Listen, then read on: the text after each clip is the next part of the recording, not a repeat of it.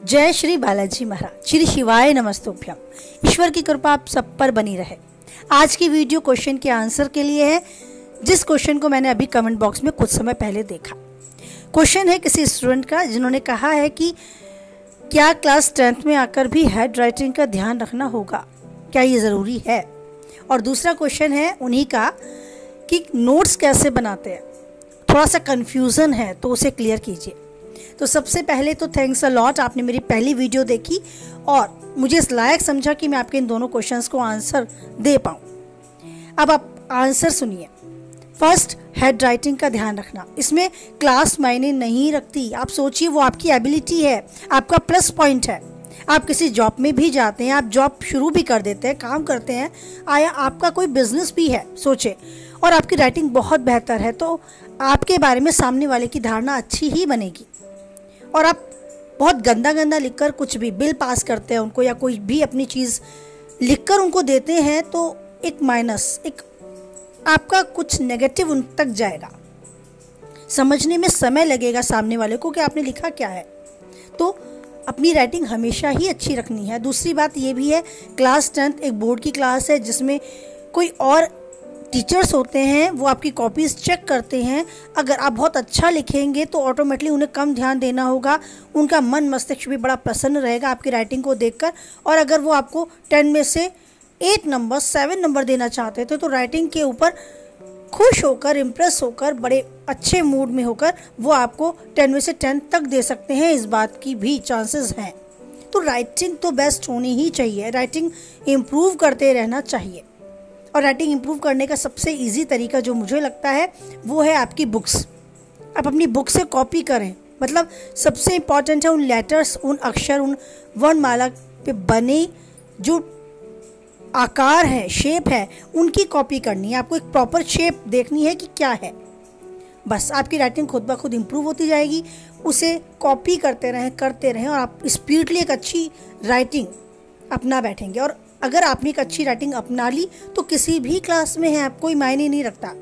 आप खुद एक हाउस वाइफ भी हैं, गृहस्थी में भी हैं, एक घर का सामान बनाकर शॉपकीपर को दे रही हैं। अगर आपकी राइटिंग बहुत अच्छी है तो सामने वाला कितना ही, शायद मुझे लगता है कितना ही अपसेट हो, कितना ही सुबह से बड़ा स्ट्रेस में हो, आपकी राइटिंग को देखकर उसे थोड़ा सा तो राहत मिलेगी, उसे सुकून मिलेगा। तो राइटिंग तो हमारी योग्यता है। तो आई थिंक ये आपका क्लियर हो गया। आपको राइटिंग हमेशा ही अच्छी रखनी है, चाहे क्लास 10th में हो, चाहे 12th में, या फिर कहीं भी जॉब में भी क्यों ना हो। नेक्स्ट क्वेश्चन कि नोट्स कैसे बनाया जाए। तो आपको अपनी बुक खोलनी है, वो चैप्टर अच्छे से रीड करना है, एक रॉ पेंसिल, कच्ची पेंसिल अपने हाथ में रखनी है, और फिर से उसको रीडिंग करते समय जो भी इम्पॉर्टेंट आपको लाइन लगती है उसी लाइन पर अंडरलाइन करते रहना है। वो सब चीज़ें आप पढ़ते रहें और अपनी पेंसिल से अंडरलाइन करते रहें वो सब जो भी उस चैप्टर में इम्पॉर्टेंट है। फॉर एग्जांपल, आप कोई राजा के बारे में पढ़ रहे हैं, कोई हिस्टोरिकल प्लेस के बारे में पढ़ रहे हैं, तो उस हिस्टोरिकल प्लेस, उस ऐतिहासिक इमारत के बारे में, जिसके बारे में आप पढ़ रहे हैं, जो भी उसमें इम्पॉर्टेंट चीज़ है, कब उसका निर्माण हुआ, कितने लोगों ने करा, किस राजा ने करा, मीन्स कहाँ पर वो चीज़ स्थित है, उससे रिलेटेड हर चीज़ आपको ये देखना है कि अगर कोई भी आपसे उस चैप्टर से रिलेटेड क्वेश्चन पूछने के लिए कहे तो आप क्या क्या क्वेश्चन सामने वाले से पूछ सकते हैं। तो अनगिनत क्वेश्चंस उस चैप्टर से निकाले जा सकते हैं, और उन्हीं को आपको एज अ नोट्स अपनी नोटबुक में नोट करना होगा। आपको उन लाइन को, मीन्स राजा ये नाम ये था, इस सन में ये इतने लोग थे, यहाँ स्थित था, वो सब चीज़ें आप लाइन टू लाइन लिखते चले जाएं।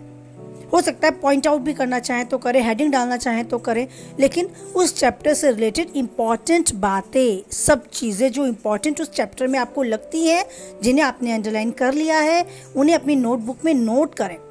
आप देखेंगे उस चैप्टर में कुछ बचा ही नहीं है जो अब आपको और कुछ उसमें देखना होगा। आपने सब कुछ अपनी नोटबुक में लाइन टू लाइन लिख लिया है, बस ये आपके नोट्स हैं। अगर आपने उसको 2, 3, 4, 5 बार पढ़ लिया तो आप सब कुछ अपने माइंड में सेट कर चुकेंगे और खुद में कॉन्फिडेंस आ चुकेगा आपको कि इस चैप्टर से रिलेटेड कोई कुछ भी पूछ ले, आगे से, पीछे से, उल्टा सीधा, कुछ भी मैं सब बता सकता हूँ, बिकॉज मैंने खुद से इसके नोट्स तैयार किए। आई थिंक आप समझ पाए होंगे मैं क्या कहना चाहती हूँ। अगर अभी भी कोई कन्फ्यूज़न है, अभी भी कोई डाउट्स हैं आपके, तो बेझिझक कमेंट बॉक्स में आप फिर से अपना क्वेश्चन लिख सकते हैं, अपने डाउट क्लियर कर सकते हैं। मुझे लगता है दोनों क्वेश्चन के आंसर्स देने में मैं अपनी तरफ से बेहतर कर पाई हूँ। मैं जो मुझे बोलना था, जो समझाना था, समझा पाई हूँ। और कितना समझ में आपको आया है, कितना सहमत आप हैं, ये मुझे कमेंट बॉक्स में ज़रूर लिख कर दें, जिससे मुझे पता चले कि आपको इस तरीके से बताई गई मेरी बात अच्छे से समझ में आ भी रही है या नहीं। चलिए, कुछ हद तक वीडियो से आप सहमत हो तो ज़रूर चाहूँगी कि अपनी लाइक करके सहमति दर्ज कराएं, या कुछ और आपके मन में है तो कमेंट बॉक्स में लिखकर मुझ तक पहुँचाएं। किसी और के काम की वीडियो आप पाते हैं तो उस तक शेयर कराएं। पहली बार चैनल पे है कोई भी जो इस वीडियो को देख रहे हैं और बने रहना चाहते हैं तो चैनल को सब्सक्राइब करें। साथ ही नोटिफिकेशन बेल को भी ऑन करें, जिससे आने वाली इस तरह की वीडियो आप तक पहुँच जाए। क्या कुछ दिमाग में आपके चल रहा है अपनी टीचिंग से रिलेटेड, अपनी पर्सनल लाइफ की कुछ उलझनों से रिलेटेड, या कुछ भी जो आपको लगता है कि सॉल्यूशन मिल सकता है इस वीडियो में, तो आप टाइप कर सकते हैं और उसका आंसर भी पा सकते हैं। वेट करेंगे नेक्स्ट क्वेश्चन का, और आंसर मिलेगा उसी के बाद एक नेक्स्ट वीडियो में आपको। खुश रहें, स्वस्थ रहें, मस्त रहें, और जीवन में जो चाहते हैं वो पाएं, उन्नति के शिखर तक बढ़ते जाएं, और हर चुनौती का सामना डटकर करें। ईश्वर पर बनाए रखें अटूट विश्वास, क्योंकि जानते हैं खुद आप कोई है या नहीं है, हर परिस्थिति में वो ईश्वर ही है जो नहीं छोड़ेगा मेरा साथ। इसी विश्वास, इसी आशा, इसी उम्मीद के साथ बोलें जय बालाजी महाराज, जय माता दी।